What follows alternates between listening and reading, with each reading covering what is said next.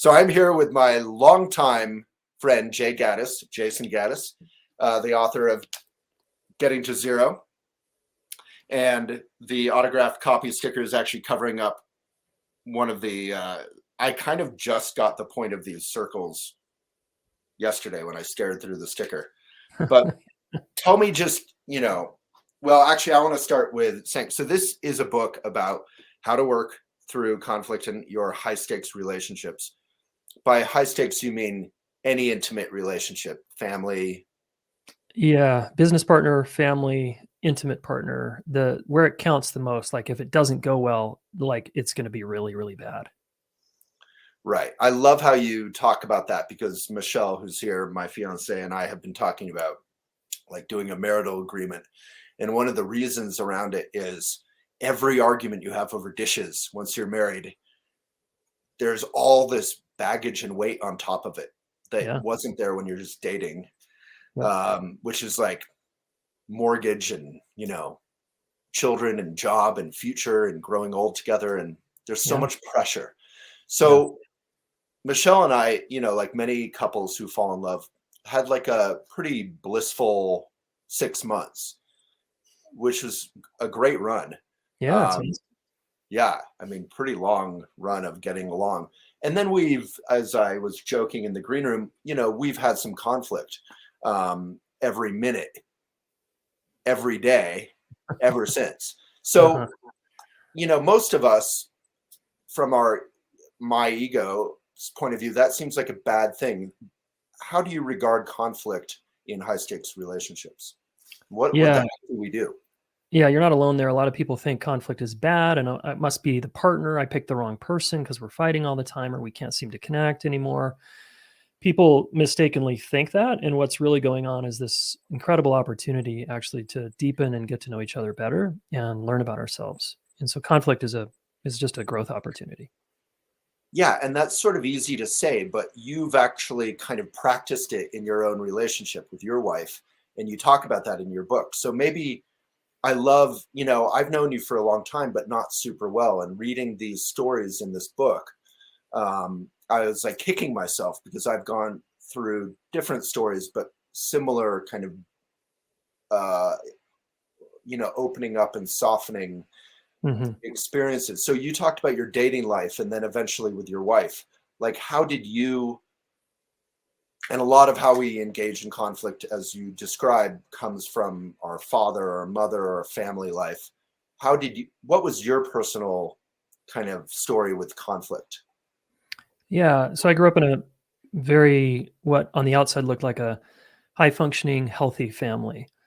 And yet behind closed doors, there just wasn't a lot of conflict. And when conflict happened, there was no apologies. No one repaired anything. There was no like, hey, oops, my bad. Yeah, I did raise my voice at you, son, or any of that stuff. So the download I got was, pretty minimal. Like a lot of people either grow up in families that are pretty aggressive and loud or pretty quiet and kind of, oh, we don't do conflict. Right.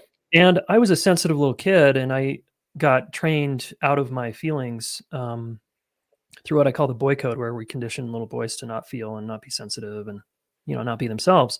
And they got to kind of show weakness. Right? Yeah, exactly. They got to toughen up and kind of fit in and perform and achieve and win and all that stuff.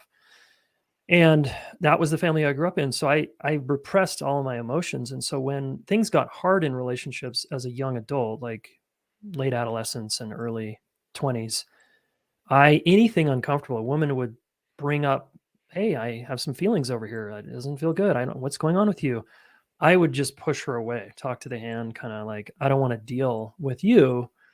And I was drinking a lot and doing a lot of drugs at the time. And so when doing some sports, and so when I pushed her away, I felt relief. I felt better. So I concluded, it must be her. So I always had it that it was the woman that was creating the problems. And blame is such a huge thing, right? Totally. And I Perpetuating conflict. reinforcing it, it's her fault. She's the one that's needy. She's got all these emotions. And all she was wanting to do was connect with me and like work through the kind of crunchy stuff. And I was having no part of it. Right. So I rinse and repeat for like 10 years. And then I woke up one day breaking up with a woman in a Whole Foods parking lot, this amazing person who we had a lot of good stuff together. But she brought up the conflict stuff and I didn't, I just was like, no. And so I fired her in this parking lot and realized I was doing the same thing I was always doing with women where I was firing them, making them wrong. And I was like, I kind of reflected like maybe I'm the problem here. Right. And that's when Yeah, really, 'cause you're getting old enough to say like rinse and repeat. If this has happened again and again and again, maybe what all these relationships, the problem they have in common is is is me. here. Yeah. I mean, I was a very shut down, emotionally unavailable young man. And I was smart enough somewhere inside of me to recognize that. And that was a massive shift. Like my life's never been the same when I finally looked in the mirror and said, oh, maybe I'm the problem. Because I thought, gosh, if I'm the problem, I can actually control that. I can do something about that. And that's when I moved to Boulder, Colorado and enrolled in graduate school at Naropa and started to study myself and other people. It's so powerful because in Buddhism, which you've practiced and studied, we talk about the neurosis, like the mud being the Yeah, fertilizer for the totally. awakening, the flower, the lotus. But Yeah, that's actually it. Like your obstacle became your entire life's path. yeah, This is absolutely. what you're Like, offering. You have a yeah, relationship school, and I mean, it's unbelievable what you've done. And I was saying in the green room before, like, how is this stuff not taught in like junior high or middle school? Like home ec, oh, yeah. you have home ec. We need relationship school Yeah, everywhere. we had a home ec, we had auto mechanics, we had math and all the classes. And it's like, and I was pretty checked out in school. I didn't learn a whole lot. I didn't have any really inspiring teachers, but I sure could have used this class because I felt really alone. I felt really insecure. I didn't know how to talk about what was really going on inside, and that lasted for to the way until I was 29. That's a long time to live feeling like, okay, I have friends, I can date women, but I feel completely alone inside. Right.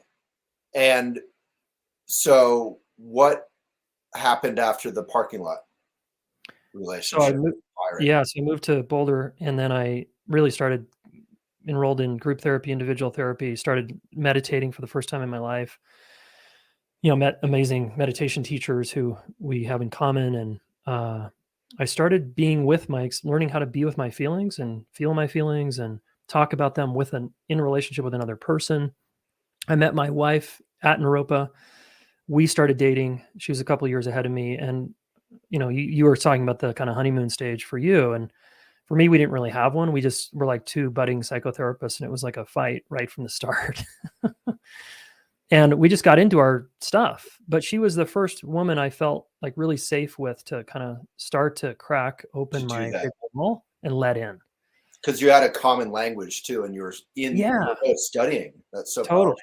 Yeah. Yeah, it was super powerful. So we were both growing together and learning about ourselves and learning how to help others. And it was very liberating because I started to just the weight started to lift off my shoulders and the shackles around my heart. And I Hmm. started to let her in, and Hmm. yeah, it was amazing.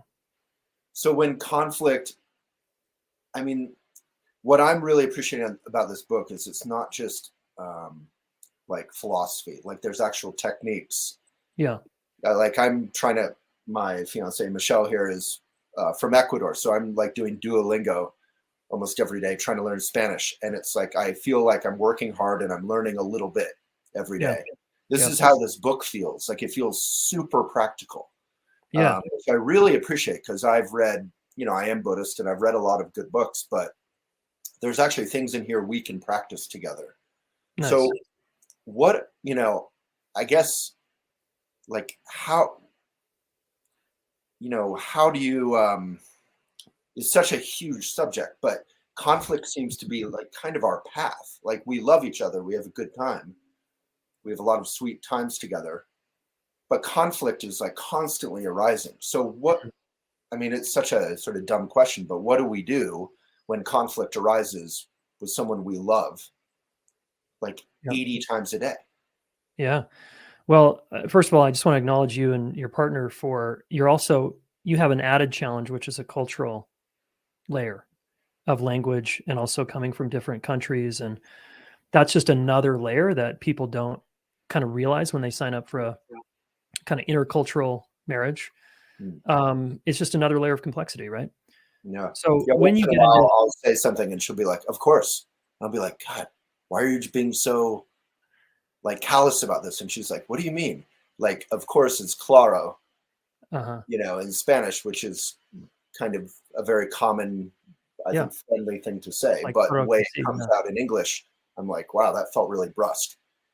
yeah, yeah, exactly. That's another layer. So, I think that there's a few tips here, just in terms of how does a couple who's arguing or disagreeing or just feeling crunchy together frequently, how do they deal? Well, the very first thing we've already talked about, which is to have the mindset that those kind of interactions aren't a problem in and of themselves. They're uncomfortable.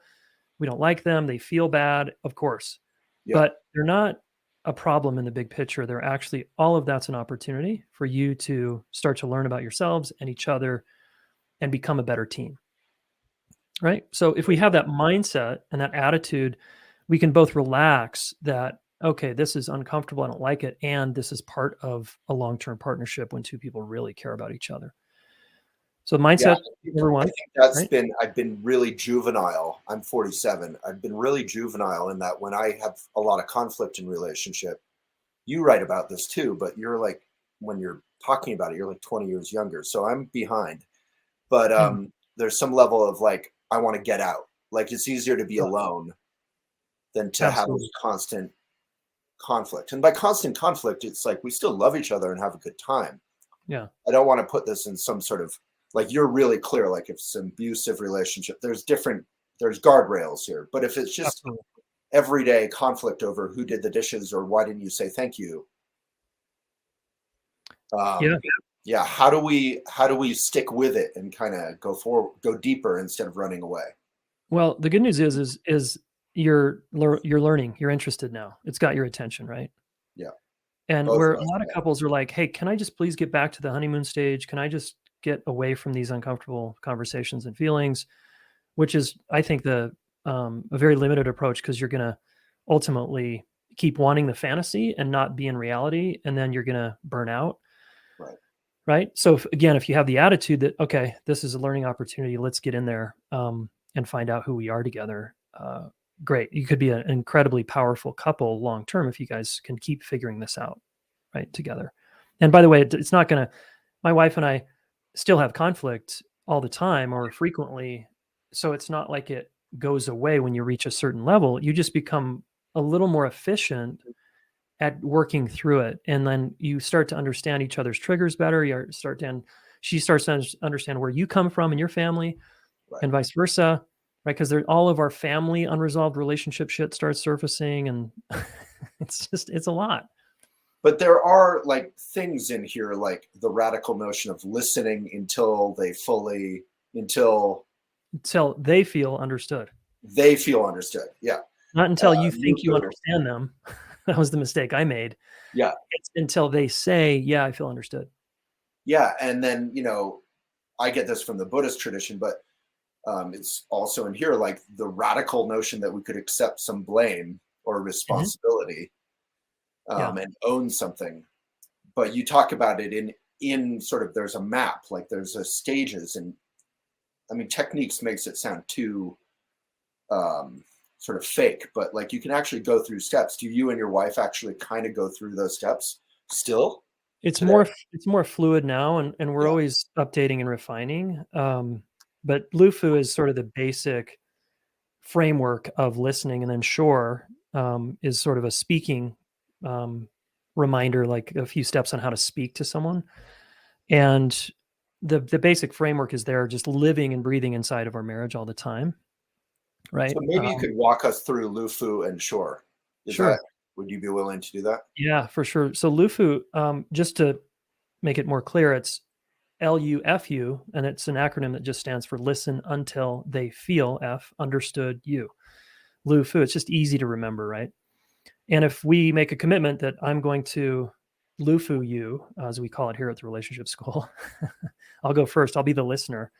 Because again, in a common everyday conflicts, someone has to just be the bigger person and be like, okay, I'm going to stop trying to prove my point here, and I'm going to listen actually to what it's like to be you.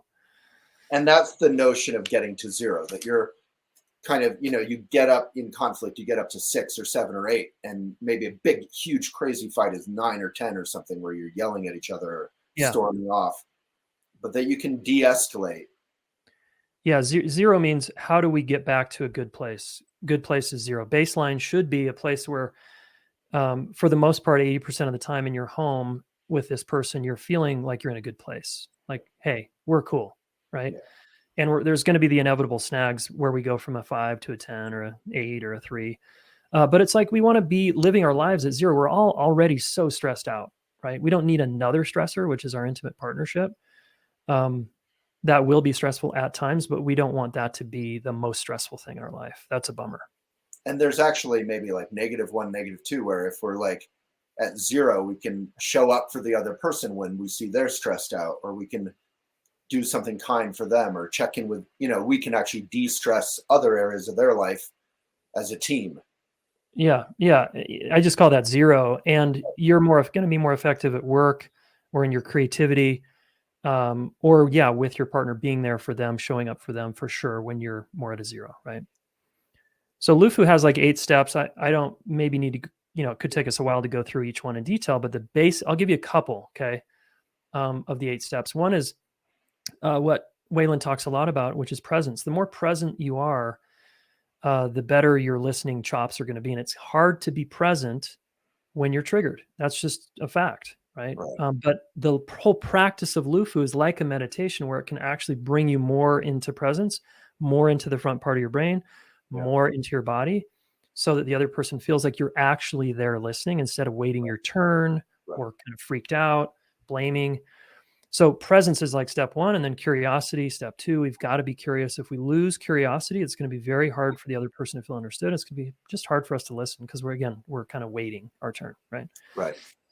And a couple really huge movers in the LUFU process, if you want to de-escalate conflict fast, 2 of the things you can do that are very quick. Let's call them 3 things. Take responsibility for your part. I did this thing. I didn't text you back. I raised my voice. I was a jerk. Yes, I didn't do the dishes, whatever. Own it, right? That's going to calm the other person down immediately if you own it. And then you want to say, and it makes sense that you felt blank, which is empathizing, right? Because I did that thing. So you empathize with their experience. And then I snuck something in there, which is, it makes sense.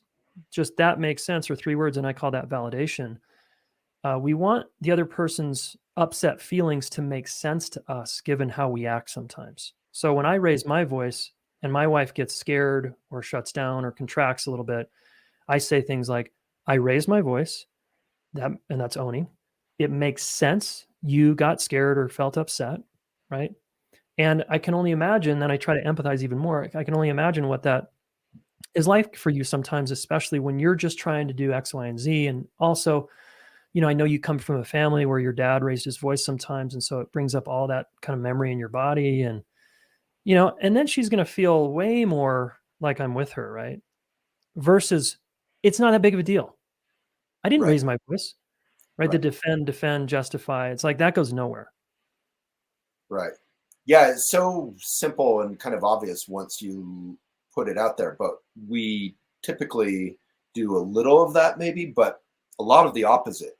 I keep thinking of that scene in The Matrix where I think Keanu Reeves is like, I need guns, lots of guns. Like the second argument starts, you start marshaling all your arguments and resentments and throwing them at the person, Yeah, you never, that's when it all comes out. Yep. Yeah. So LUFU. So and then they can take their turn, right? And listen to you. Ideally. Now, some of us choose partnerships where we're with someone who has no interest in learning this stuff, or thinks they listen fine and just wants to continue to defend themselves. And that's just really good information, right? It's like, oh, look who I'm with. I'm with someone who kind of doesn't want to be a team player here. I guess sorry, go ahead. I was just going to say, that's really painful. And I always encourage people, if that continues and the person continues to show unwillingness, it's time to move on from those kind of relationships. Yeah, that's a key question I had, is that, as long as you're both willing to try, you can kind of, if you have some guidance and path forward, you can kind of handle anything. Like there's that, Totally. you mentioned indestructible. There's this feeling of like, or invincible. I think you say indestructible. Like there's this Yeah. feeling you can handle anything if you can handle Yeah. conflict. That's right. I mean, you're so much more resilient to together and alone if you can handle the adversity that relationship brings, all our triggers bring. Yeah, I love that. And then, so do you think on some level, like sure, conflicts arise, but on some level, your reference point almost becomes zero instead of like 5 or 6. Like you Yeah. just start habitually, you get good at it together. It's like playing it's like a give and go basketball play. You practiced enough. You Yep. kind of know how to, okay, I'm going to own some of this. I'm going to empathize. I'm going to listen, be curious. We'll Yeah. trade roles maybe. So I like that. she or Exactly. he is willing to show up equally. Yeah. Hey, I've sort of it seems like you're feeling a bit understood. Would you be willing to try to understand me now, honey? Right. Like again, ideally there's this ping pong kind of back and forth where we're going to show up for each other. Like when you choose partnership, sorry, you don't get to choose to just keep doing your own thing all the time Right. and reacting in your own way. It's like, no, you chose team over me. You chose we over me, right? So Yeah. there's a whole new set of rules that need to be like acknowledged and honored when you move into we territory. It's a much steeper path, I think, Yeah. In the than book, doing it's what not I'm trying just to do. we over me, though. You say, like, what is it? Something of Standing three. for three. What is it? Standing for three. Standing for three. So there's me, there's you, and then there's us. Exactly. I And I love think that. That's so great. yeah, thanks. It's an important frame because I think that one of the primary issues people have in relationship is they think it's win lose. Like Yeah. I I can only be in this relationship if I compromise and sacrifice who I am and my integrity. That's how a lot of people have it set up. And I'm saying no, no. A good, strong, powerful relationship is when you have your own back and you get to take a stand for your own success and who you are and your integrity, Yeah. and you're taking a stand for them and their success and their integrity, and you're taking a stand for the two of you together. Like that's a really becomes really indestructible, like solid when two people can get on board with that kind of mindset and mentality. Oof. It's so that's so attractive, that notion. Because I think of John Donne's poem, like, you know, if No any man, it's island gone. is the less, I am the less. Like the never Right. sent to know who the belt holds for, it holds for thee. Like if my partner is losing and I'm winning, we are losing. Yeah, we are exactly. You nailed it. We are losing. Like I have a saying: if it doesn't work for my wife, but it kind of works for me, then it's not going to work for us. Therefore, it's not going to work for me either. Right. Right. Yeah. So it has to work for her to work for us, and vice versa. And this standing for three means that you're not, as you already said, but I'm slower. You're not sublimating your own needs to the we or In service of other, right. to the other. That's more of the codependent stance is I'm here for you, but you're not here for me. Uh-huh. So I often am like that. So I love doing nice things. I feel like we're very different people. And Michelle is right here. She can speak for herself. But I love doing little nice things. It's one of my joys in relationships. Yeah. And like she just served me hot water and I didn't ask because I'm in an interview and I'm committed here. And that's like a little kindness. And those little kindnesses to me are like everything. And I love that, where you're always thinking about the other person, supporting them and yourself. Yeah. And you're being a team player. Like we have a dog, you have children. Like we all have work, we're helping each other show up for our work or our responsibilities. But what if I feel like I'm often this person where I'm like, I'm doing all these nice little things and trying to show up for you and your stuff, but you don't care about me. Yeah, that's common, That's right? codependent on me. It is, but codependence is a strong label, so we won't use that yet. Oh, okay. I just threw it out there, but that's more like, let's just say that starts to play out in your marriage. Well, you're going to eventually resent her, right? And the Never. resentment is a sign that you're over giving and over functioning. I never resent her. I'm incredibly giving. Right. Yeah. My ass. No attachment. Yeah. So the resentment, the great thing, people often think resentment's a bad thing. I think it's a good thing because it's feedback to you that you're over functioning, overextending, overdoing, and not standing for 3 again, and not just relaxing and expecting reciprocation or mutuality, right? My You're stuck response in to a that pattern. would be, well, what if I want our relationship to be full of little kindnesses? Don't I just need to get her to invest more in little kindnesses? No, because that's you trying to change her Right. and But we trying to still have change to, the like you partner. said 5 minutes ago, and Michelle was out of the room conveniently, but like, um, you know, um, we have to show up for each other. We both have to be committed to being team players. Well, again, Maybe half I'm is misusing that. interesting language, right? Yeah.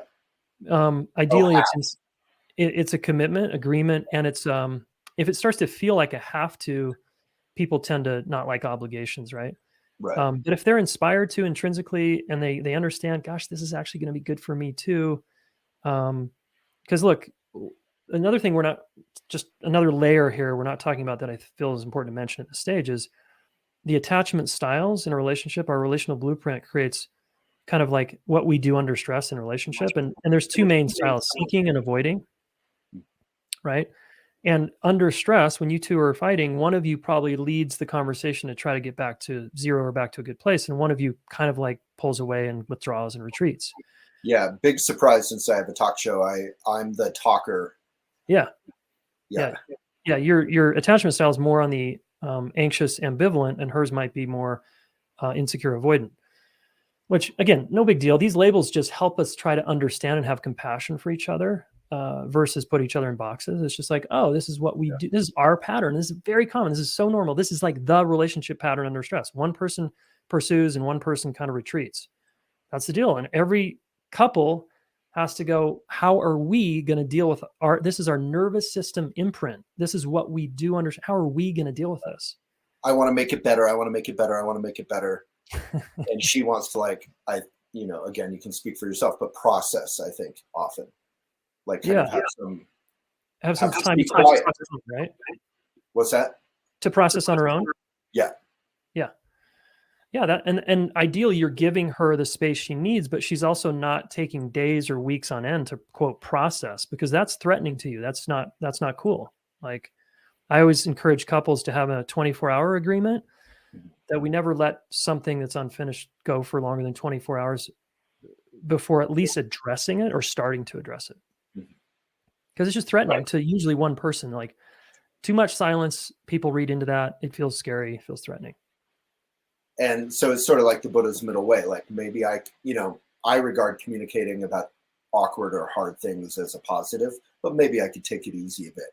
And she needs to process and be quieter, but she can also not, commit to communicating about it at some point. Yeah. In other words, you could relax into your anxiety and breathe through it and go meditate for a little bit on that and just kind of keep giving her space and be with yourself and your fear or anxiety or whatever's there. Right. She could, push herself to come back sooner, to use words sooner, because she knows that's good for you. And you're giving her space because that's good for her. And both of you stretch to accommodate the other person's kind of way, right? Love that. And again, it's that standing for three, that I'm standing up for her. I want her to win. I want me to win. And I want us to win. Yeah. She wants us to win and me to win and her to win. So we're aligned in trying to, I don't know if figure it out is the right way to put it, but yeah, find your way through to back to zero, right? Back to a good place. Right. Getting to zero. Right. So can you talk about SURE, or is that too quick? No, sure. Sure. SURE stands for speak honestly and openly to repair effectively. So it's just, again, a nerdy way of trying to help a person remember, okay, I want to speak honestly and openly in order to repair effectively. And the whole book, really, Zero, is about the getting back to a good place is not the conflict itself is not the problem. And this is researched. It's the coming back and owning up to our part and getting back to a good place, what I call repair. A lot of people call repair or reconnection. That's where you want to put your emphasis. It's not on, okay, we shouldn't fight. It's how are we going to deal once, like a little bit after the fight? What are we going to do? You want to get your response time and recovery time good, because that's what builds a secure attachment over time, is how quickly, you can come back and kind of fix it and get better, Right. or get back to a better place, right? So Shore is saying, all right, I'm going to speak in a way that has us repair faster, right? And a couple tips there are in the book, I have 13 reminders before you even open your mouth, right? Because a lot of people just start talking and they're not like reflecting. And I think it's important to, before you open your mouth, to like just reflect a little bit. So I just have a few suggestions there. And Shore is like, okay, 8 steps there again. Presence. I want to be leading with ownership. If I'm going to speak, it's not blame. You did, you said. It's I did, I said. Hey, I Oops. realized I was being speedy and I came through here Yeah. kind of aggressively. I didn't understand I was doing that, but I see that. Yeah. And again, I'm going to empathize as soon as I can. And I imagine the impact on you was, because I was speedy, I imagine the impact on you was you felt pressured, you felt anxious, you felt like up against a wall, and that must have sucked for you. Right. Right. So I'm speaking with ownership, and then I'm trying to I'm just taking responsibility for what I did or didn't do. And that's the essence of Shore, right? And then there's a few other things of like, how do we, what kind of agreements are we going to make in the future? What was the lesson here about myself that, oh, I did that thing again where I kind of moved too fast. Oops. Gosh, this is really hard for me, honey. I do that a lot. I know it impacts you negatively. I'm going to keep working on it. Like we're just, and It's I'm so not, good. and none of my language is, well, you never, you always. It's just not, I'm just not doing that. It's so good because I think, you're not avoiding conflict. I mean, this is so obvious for you, but to say this to you is silly, but we're not avoiding conflict. We're engaging in all the misunderstandings but we're Yeah. not exacerbating it. We're not making it even worse. And I've had many of these moments. I hope Michelle has it many times in this relationship. And I should invite her on at some point if people want to stick around to ask something, but where I'm like, we got through this and I feel more relaxed and more powerful, like Mm-hmm. for the standing for 3. Like, I feel like our relationship got through this. Nice. And even if it wasn't all pretty, now I know we can handle that kind of thing. That's huge, man. That's Yeah. building resilience right there. Cause you're now, you have just a little more confidence. Like, wow, we did it. I did it. Yeah. Whew, we can do this, right? It gives you confidence to take the next step for the next big conflict or challenge. And obviously we've had the opposite where we like run into the same exact thing again and again and again and again and again, where you're like, Yeah. it's not, maybe that's not the opposite because it's not like going over 10 or something, but it's like, you're It's like, so well, frustrating, right? yeah, we're not finding our way to 0 through this. Yeah, and it's always a sign if you're repeating a pattern and you kind of butting heads like you're suggesting there over and over and you can't get anywhere. That's, sometimes we do need to hire a coach, a counselor, a therapist, a guide, have a friend sit with us while we try Yes. to figure it out. Sometimes we need external help because we're just that stuck. That's okay. Yeah. And Michelle, do you want to say something about that? She got really excited when you said that. So pumping her fist in the air. Yeah, we're gonna start seeing our good friend, mutual friend Frank Berliner, Okay. around that stuff. But Cool. yeah, and there's so much here. So I guess one Can I thing. ask you a couple questions? Yeah, please, thank you. Where do you get most stuck with Michelle? Um, I mean, Michelle could probably say this, but I think my themes are like appreciation, the little kindnesses thing. Meaning I'll, you're wanting that from her and you're not getting it?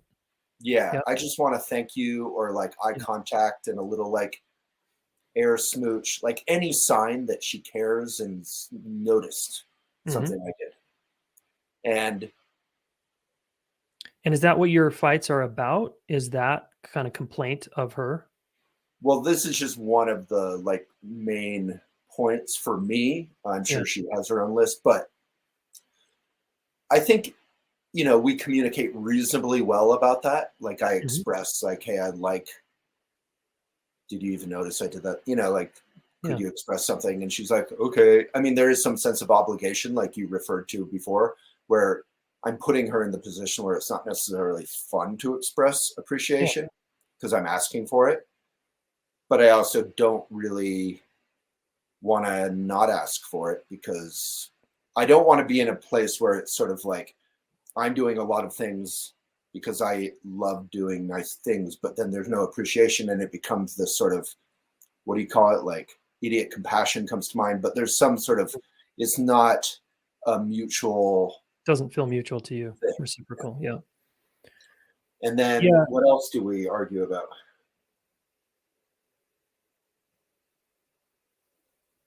Do you want to come on? She's processing.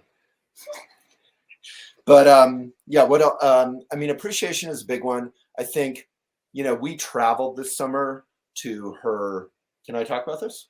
To her best friend's wedding. And this was a big deal for her, like me, because we both didn't have money often to be able to go to weddings. So both of us have missed like 75% of our dear friends' weddings historically.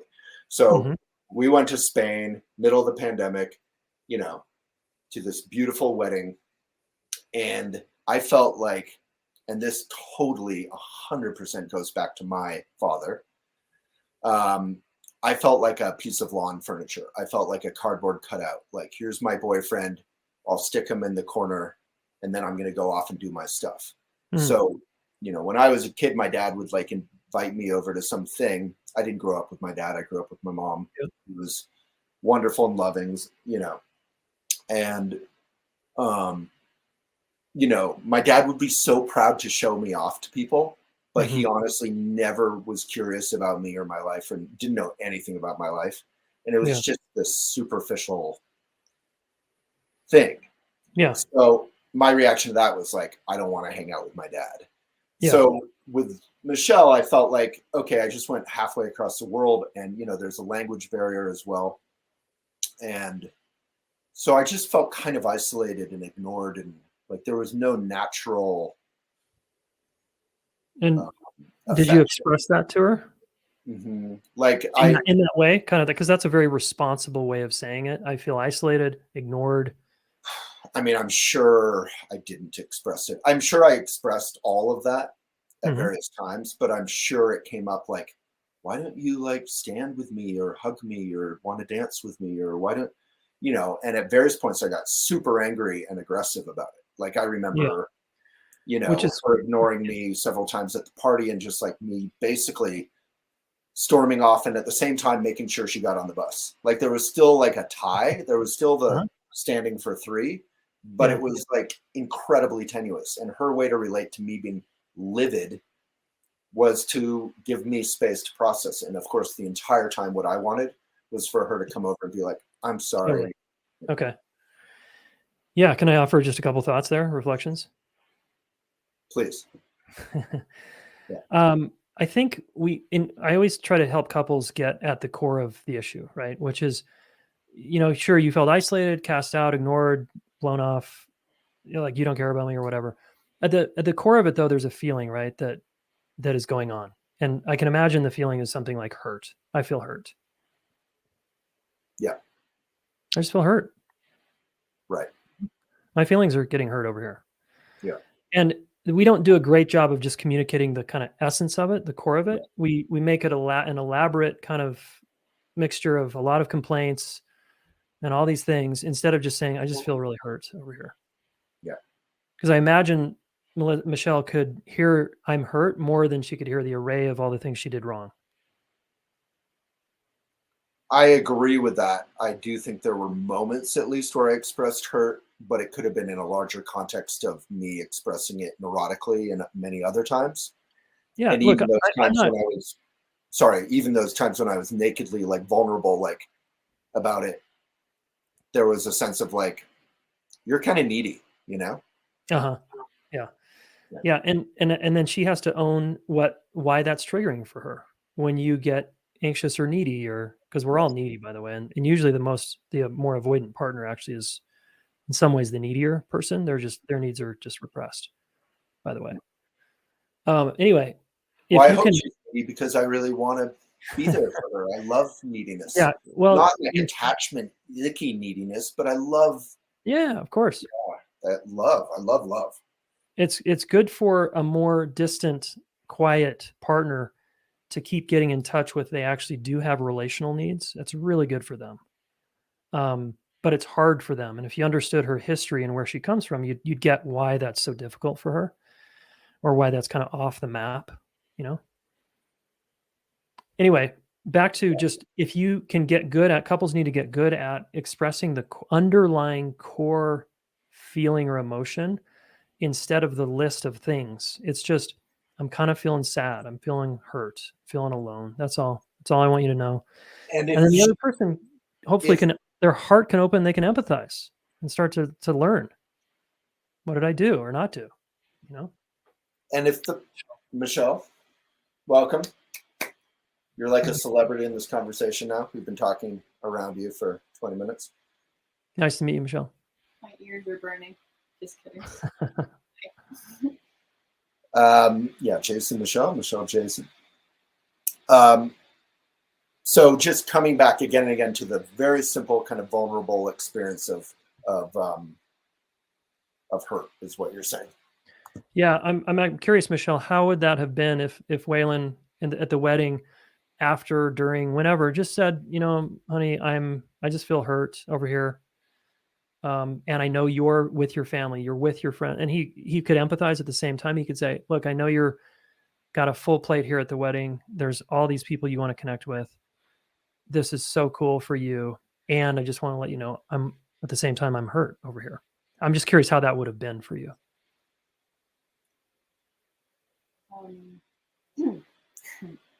So I was able to empathize in the fact that it was half Spanish and half French. So that's why there were two different languages going. He's kind of better at French than I am.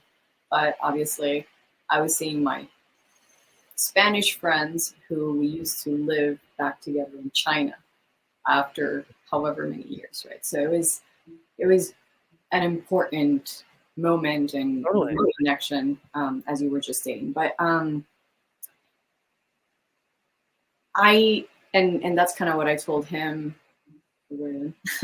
is that I felt that it went from 0 to 100.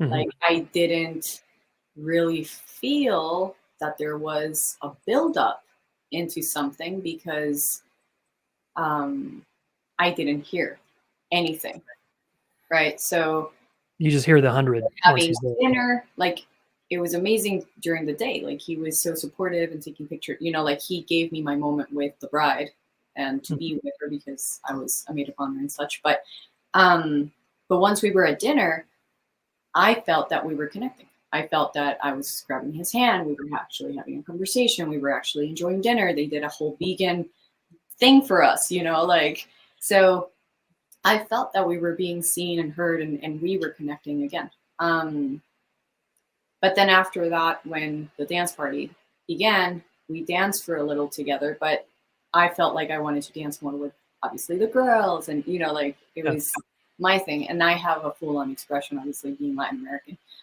to dance and full on, like, like go for it. He tried and he would, you know, like, and he has his own thing, but I feel that at the end of the day, we are pandemic couple. So we haven't had the opportunity to be outside of our bubble with other people as well. And I think that's another layer. It's another layer. Absolutely. That's stressful. Yeah. Yeah. I just a suggestion for the two of you is if there's a way, again, just getting at the core feeling, whether you agree with it or not is irrelevant. It's their feeling, right? It matters. I love that because it's not about me judging whether her feeling is right or worthy. It's just valid. What she's feeling, right? Yeah, it's valid. It's valid. And we validate that by saying that makes sense, that you feel that way, especially knowing who you are and all that. It actually has to make sense for us to say that makes sense and mean it. But if you can really get each other's core kind of felt experience, that goes a long way in just understanding what it's like to be the other person. It's less about trying to get them over to your side or, get them to see something they can't see given who they are. But you could, Michelle, you also could have, just like Waylon could have empathized with you maybe more strongly. You could have also empathized with him. Like, hey, I know this is probably awkward for you. You probably feel kind of alone. You're kind of a fish out of water over here. That's probably stressful. You're probably wanting to just hang out with me or more connection with me. And I'm not available for that. There's things you can do also to help soothe his anxiety a little bit. Just by seeing in him, because he's different than you, right? The more you two can get, you're wired differently, the better it's going to go. The more that we can get that we're wired differently, and that would apply to almost every couple ever. I mean, I'm sure some couples are quite similar in their individual. They're similar, but they'll polarize over time, especially under stress. So yeah, Right. my wife and I are wired differently. I need different things than she needs. She doesn't need what I need, vice versa. Well, thank you for that. And hopefully, yeah, we're happy to take advantage of this conversation to get free counseling out of you. But hopefully this is helpful for people to see a couple be genuine or vulnerable and see you kind of do it. This was my hope, was see you actually practice this stuff and remind us of the principles. And Michelle and I this was my feeling with this book. This book should not be sold singly. It needs to be sold in pairs so that couples can read it together in bed or read it to each other, I guess, singly, or the audiobook, because it's such a good, I keep thinking this needs to be like a Duolingo app, like where you go through all the stages with a couple. Nice. And you get different scores, like 0 would be the best. Yeah. And it's so helpful, man. I'm going to do everything Elephant can to make sure folks know about this, because like I said in the beginning, like with home ec or whatever, this is foundational to having healthy relationships, not just in romantic, but colleagues, family. I'm with you. Yep. I mean, honestly, like I've had a gift and privilege of so many amazing mentors and teachings in my life, and I've never had this. So, and I kind of kick myself when I read this, because you live here. We both live in Boulder and know each other. Yeah. It's so good, man. Yeah. Thank you. Yeah. And thanks for your courage, you two as a couple, because we couples tend to hide out in their problems, and all couples have problems. Right. All couples have challenges. All couples have conflict. No one's above this stuff. Right. And so to see a couple just be courageous, to just be honest, like, yeah, we struggle too. Like, thank you. It's very, very freeing for people, I think. I think one thing that I'm sure you've written about it, but if you haven't, please write about it on Elephant and we'll share it. But is like letting go of the honeymoon reference point, because I think what this book gives me is some sense of like little baby deer, shaky legs confidence that we can get through conflict and get to an even better place that's richer and deeper and fuller than the honeymoon. Because I think whenever we're in conflict, I think of the honeymoon. I'm like, why couldn't we just things be simple again, Yeah, and that's really normal, by the way, to want to go back to the honeymoon. But the honeymoon was a fantasy. It was both people were infatuated. When we're infatuated, we put people on pedestals and we actually don't see their shadow and their dark side, because we're not living with them yet. We haven't joined finances yet. We haven't seen their dirty laundry yet. We haven't seen how they live and take care of themselves. And then all of a sudden we start to see it and we wake up and get sober and it's like, holy shit, you're difficult. Whoa. Yeah. Oh my God. You have dirty laundry all over your basement or whatever it is. Yeah. One person's neat. One person's messy. Like one person has debt. One person has money. Like it's just, it's nonstop. Right. And that's reality. And I want couples to be in reality, because it makes for better relationships. Quote of the day. Jayson, how would you go about a next step? So we have this year a new set of weddings that are on the rise, and either mutual friends or, in this case, another like best friend of mine. And I know that it has been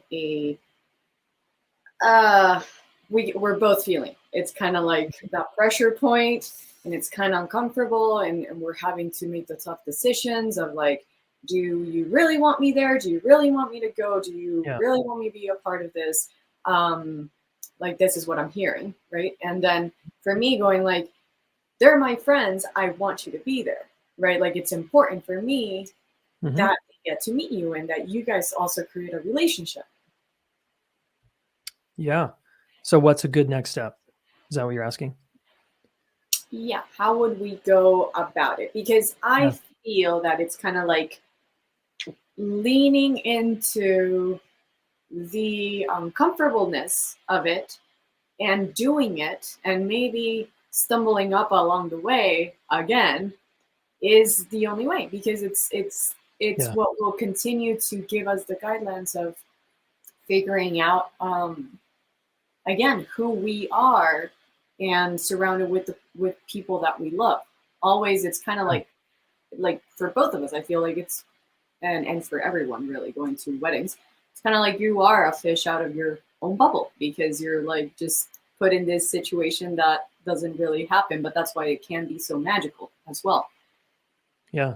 Yeah. I loved what you said there about let's not shy away from going and like kind of engaging again, because we need to learn.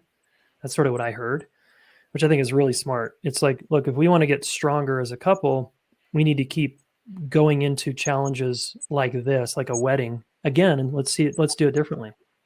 And it sounds like you're already talking about it, which is huge. Some couples wouldn't even talk about it. They would just go to the wedding and another kind of difficult experience would happen. Yeah. If you can keep planning, and here's just a couple questions I would invite you to ask each other is, what would work? How can this be a win for you? What would it feel like, and what would it look like if it was an awesome experience for you? Well, it would look like you came over to me 3 times. It looked like we danced together. It looks like I gave you space. It looks like, but you guys could actually like start to paint the picture of how would it feel and what would it look like for the other person, and then how can I support you in making that a reality? How can I have your back? How can I behave in a way where you feel like I've got your back at the wedding? Knowing that I'm going to be preoccupied with all my friends or, whatever, I'm going to be preoccupied with work. Knowing that the variables are there, how can I really behave in a way that supports who you are without betraying myself? Because remember, I'm standing for 3. So I'm not going to give myself up here. I want to include myself. So that would be one of my suggestions. And then I would suggest the other thing is create 1 or 2 agreements, just 1 or 2. Keep it really simple, not 10, 1 or 2. We agree that when the shitty thing happens or the conflict does occur, because it will, this is our plan.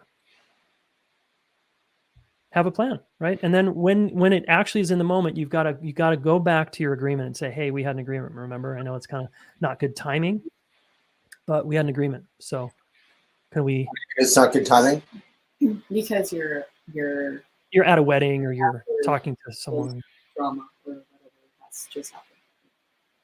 So, like sometimes the reason people break agreements is because it's not good timing. Like, I see, right? Hey, I'm in the middle of something. Hey, now's not the time. I'm in the middle of Thanksgiving dinner. Now's not the time. Right. Right. So be clear on your agreements. It could be like we agree to at night process this, or we agree to step out of the wedding for 30 minutes and deal with it, or whatever. Yeah. Good stuff. Yeah, I love that you guys challenging. Go in and it's all of these amazing but painful experiences that you two have this opportunity to get to become the couple that you probably know in your hearts that you can be. But it's going to require this adversity and these kind of bumping up against each other. I mean, you're early in your relationship, right? Yeah. It took my wife and I 3 years to get to finally get a little better at conflict. 3 years. Right. With you and your partner, with your wife? And we were both psychotherapists. Right. Wow. Okay. That's helpful. One thing for me as the communicator who, even if I'm the guy, I often feel like I'm more vulnerable. Is like, I feel like I'm the one. So this is a question.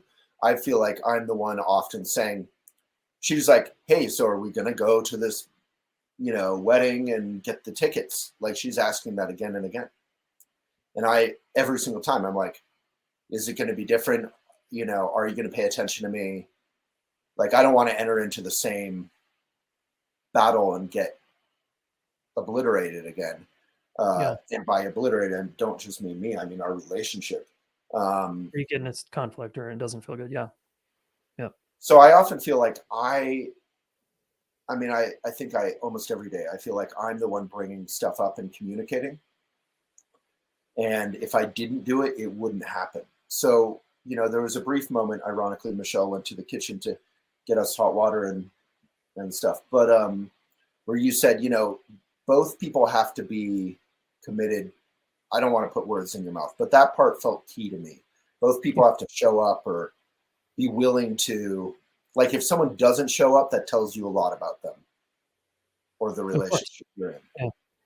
Yeah, and you feel scared that maybe she at times isn't willing. Is that right? Or she doesn't want to bring it up or talk about it. Yeah, I mean, I just don't think that's your communication style, to bring things like that up. Yeah, will you tell him what you think about what he's saying, Michelle? What's your response here?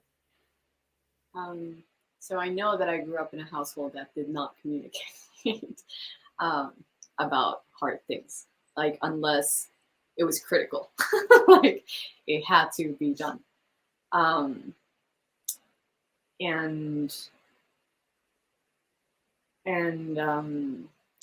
I feel like, obviously, like, through Elephant, but also his Buddhist upbringing and his mom, and like all these things, he's been leaning towards vulnerability for far longer than I have. Uh-huh. So I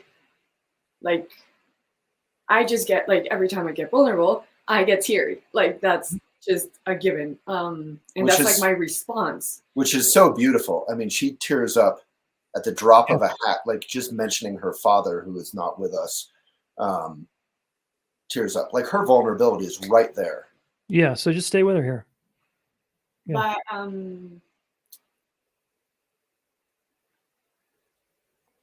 so yeah, when I hear this, going back to your question, yeah, I don't, it's not important. Like, that's the biggest thing. Like, I hear it and I understand it, and it's kind of like something that I just make a choice to shift inside, and I know that it is going to be a challenge, but it needs to be done. So for me, it's like, it's a given. It needs to be done. What do you mean? That we need to go to the wedding. We need to have that experience again.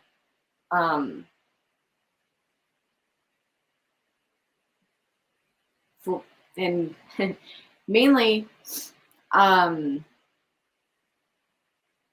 like, I've tried to sort of comfort, and we've spoken about this. We have actually taken the time to speak about how it would be different, how it would feel different.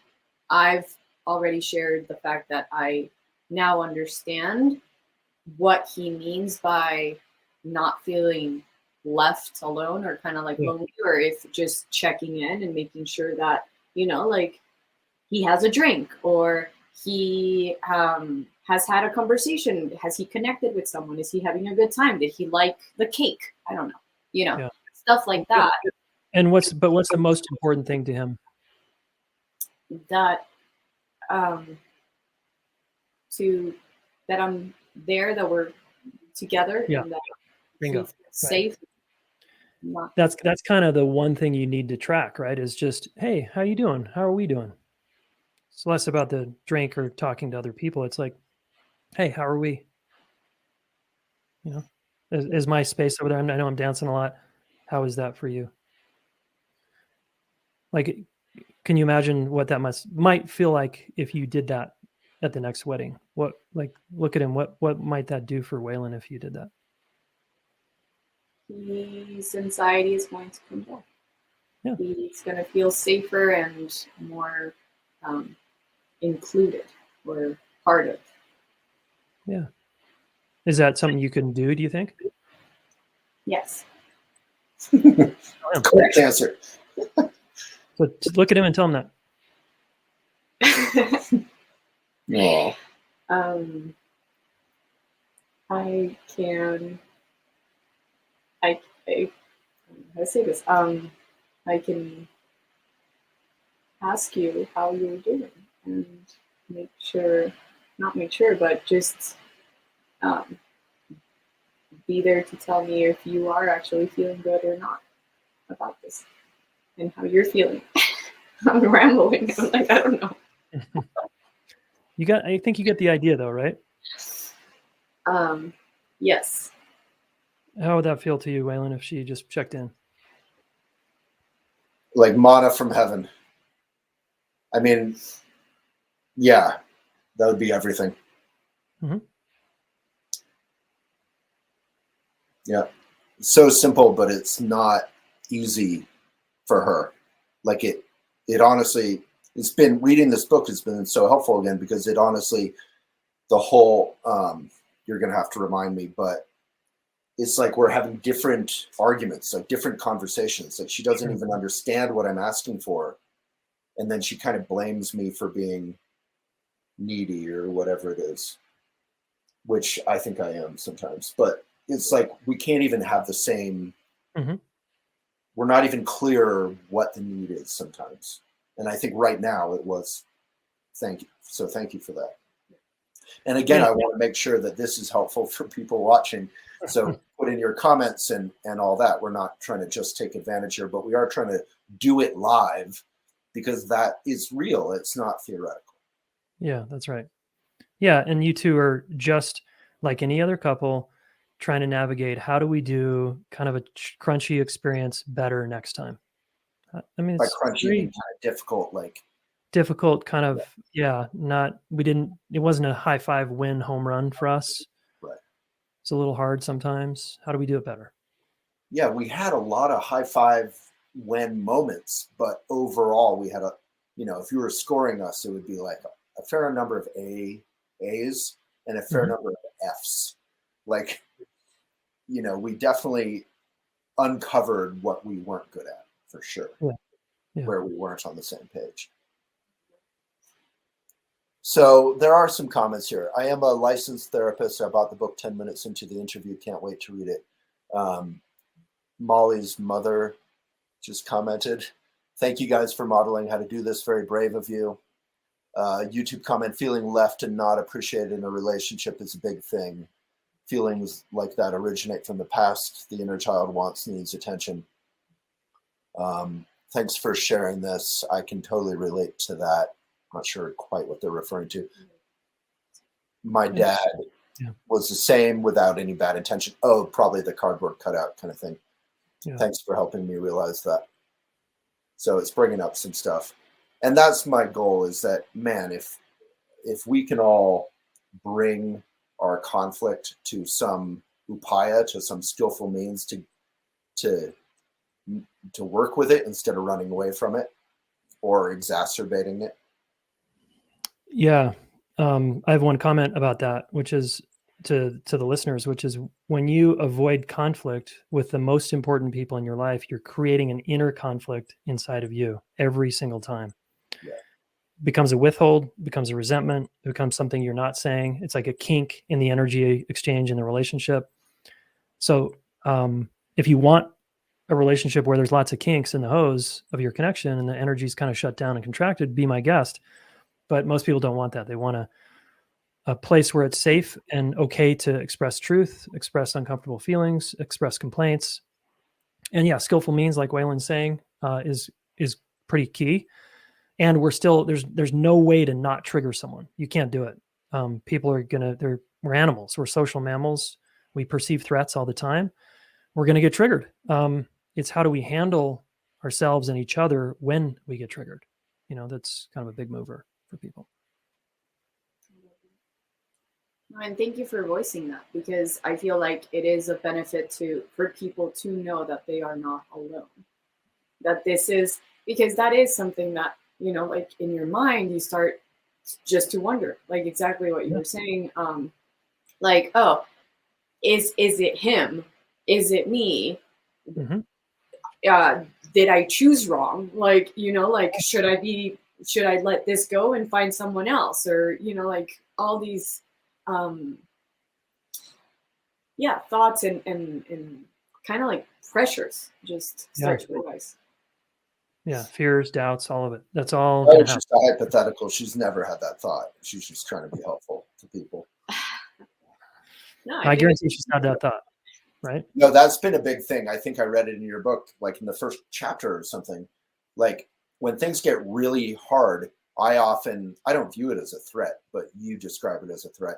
I often say, well, maybe we should part ways. Like this isn't, when things are really not working, my conclusion is like, I need to find someone who wants to communicate, and I need to find someone who wants to be affectionate. But I would have conflicts with that someone.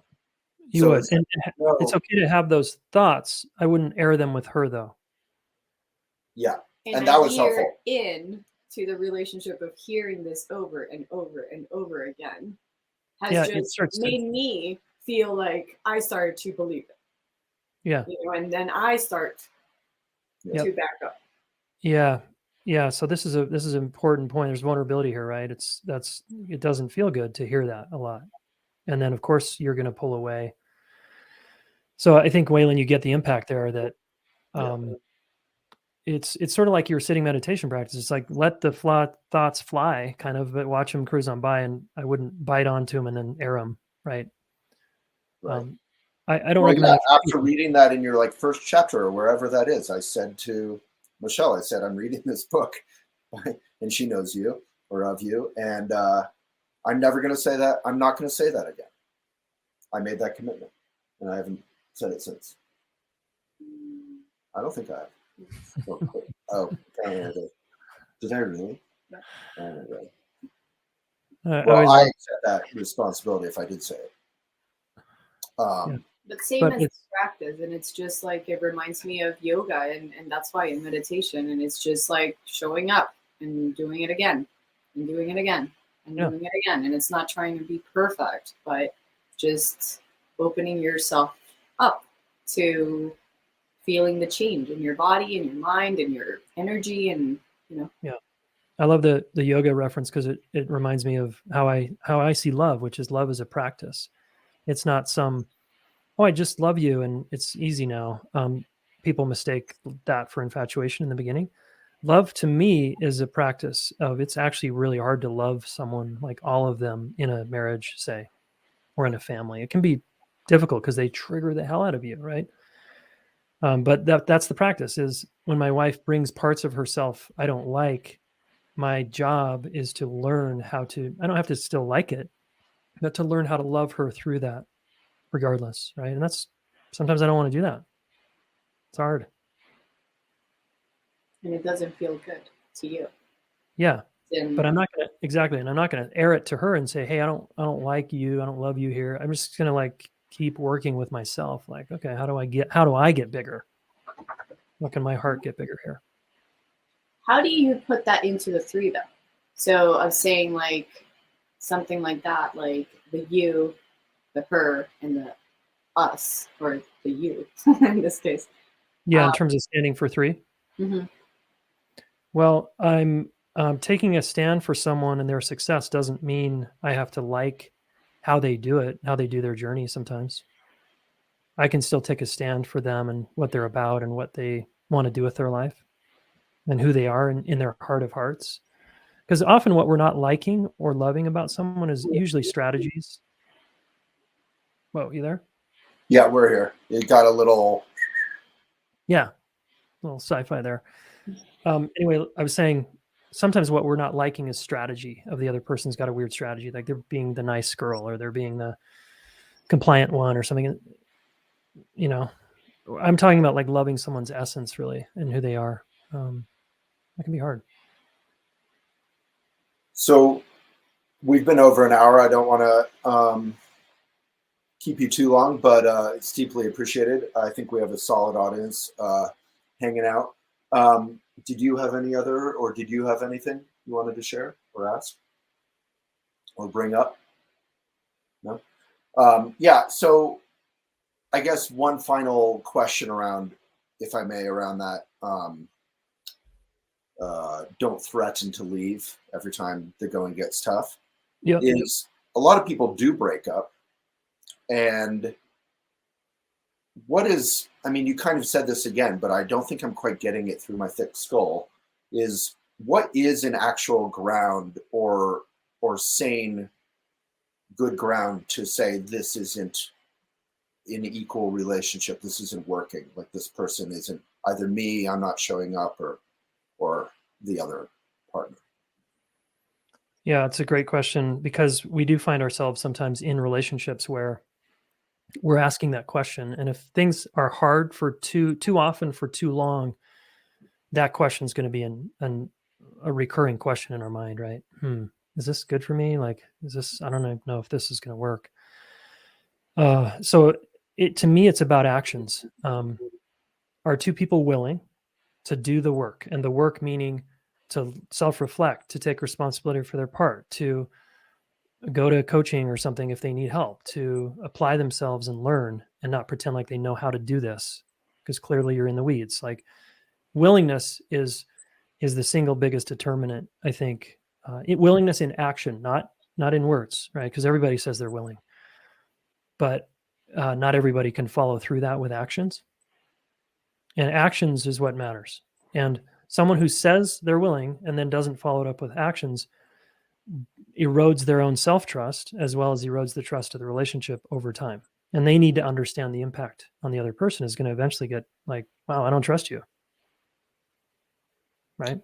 So as long as we're actively trying, and there is progress, there is a little bit of progress here and there. right. Great. But I always like to say, well, let's say you fire this person and you let go of this relationship. Just know your issues didn't go anywhere. They're coming with you. Right. Into the next relationship. I love that. That's so good. Wherever you go, there you are, you know? Totally. Yeah. John Kabat-Zinn. Totally. Yeah. Love that. Well, Jayson, thank you so much. A reminder to folks, this is the book we're talking about, Getting to Zero, how to work through conflict in your high-stakes relationships. Given that we're engaged, it couldn't have come at a better time, a more meaningful and helpful time. And I think many people will feel the same way. So, Jayson, thank you so much. Yeah. Thanks, Waylon. Thanks, Michelle. Thanks for taking it so seriously and getting that this could help your marriage, and it also is very practical, and it could help a lot of people. So yeah, I appreciate that.